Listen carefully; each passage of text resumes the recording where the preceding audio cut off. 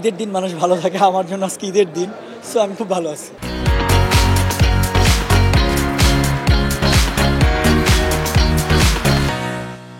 ঈদ ছাড়া এত বড় বাজেটের সিনেমা এরকম সময়ে কেন মুক্তি দিলেন এবং সেটাকে রিস্ক মনে হয়েছে কিনা? আমার কাছে রিস্ক মনে হয় নাই, কারণ আমাদের কিছু ডিফারেন্ট প্ল্যান ছিল। আপনারা দেখেছেন যে ওয়ার্ল্ড ওয়াইড অনেকগুলো ছবিতে দেশে চলছে, তার হিন্দি ভার্সন, তামিল ভার্সন, অনেক কিছু আছে।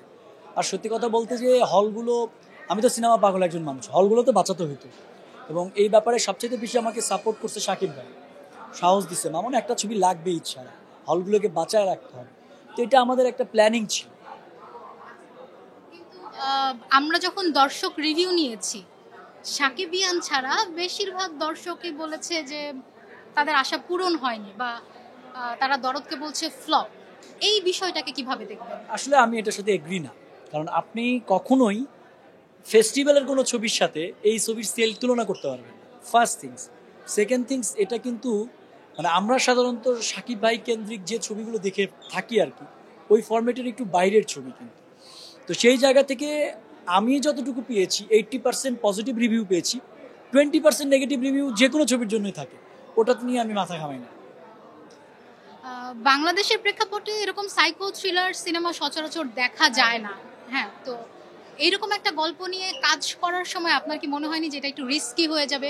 দেখেন, রিস্ক তো নিতেই হবে, আপনি নতুন এক্সপেরিমেন্ট করবেন না। আর আমরা তো ধরেন এটার ওটিটি রাইটস অলরেডি সেল করে রাখছি একটা বড় কোম্পানির কাছে, সেখানে কিন্তু আবার কমার্শিয়াল ভ্যালু থাকে না।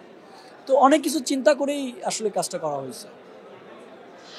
আরেকটা বিষয় একটু বিতর্কিত, সেটা হচ্ছে লিপস্টিক যে সিনেমাটা এসেছিল, লিপস্টিকের সাথে দরদের গল্পের মিল পাওয়া গেছে, এটা নিয়ে আপনি কি বলবেন? এটা নিয়ে আমি বলবো যে ব্যাপারটা এরকম হয়ে গেল না যে আপনার মা আর আমার মা, আমি কিন্তু দুজনকে কি বলে ডাকবো? মা বলেই ডাকবো। তো যারা এগুলো বলতেছে, এগুলো হচ্ছে যে অ্যাকচুয়ালি সাকিব খানের যারা ফ্যান ফলোয়ার না, হেটার্স, তারা এই কথাগুলো বলতেছে। কারণ আপনি যারাই ছবি দেখছে, আজ পর্যন্ত কারো মুখে আমি শুনি নাই যে লিপস্টিকের গল্পের সাথে মিল আছে, কখনোই শুনি নাই। দুটোর ফরম্যাটই তো আলাদা। তো এগুলো একটা মানুষ ফ্রি পাবলিসিটি পাওয়ার জন্য অনেক কিছুই মানে করে। যেমন একটা গত সপ্তাহে একটা ছবি মনে হয় মেবি রিলিজ হবে, সেটারও দেখলাম, দেখেন এটার চাইতে মুখে তো সাকিব খানের নামটা জড়াই দিলেই তো ধরেন আপনি কিছু ভিউ পাচ্ছি, তো বলতে সমস্যা কি? তো আমি বলবো যে এটা একটা ব্যাড রিউমার এবং এটা ভিউ পাবলিসিটির একটা অংশ। সেক্ষেত্রে অনেকে বলছেন যে লিপস্টিকের গল্প লিখেছেন আব্দুল্লাহ জহির বাবু, দরদের গল্প আব্দুল্লাহ জহির বাবু লিখেছেন, সেখানে আপনি চিত্রনাট্যে কিছুটা পরিবর্তন এনেছেন।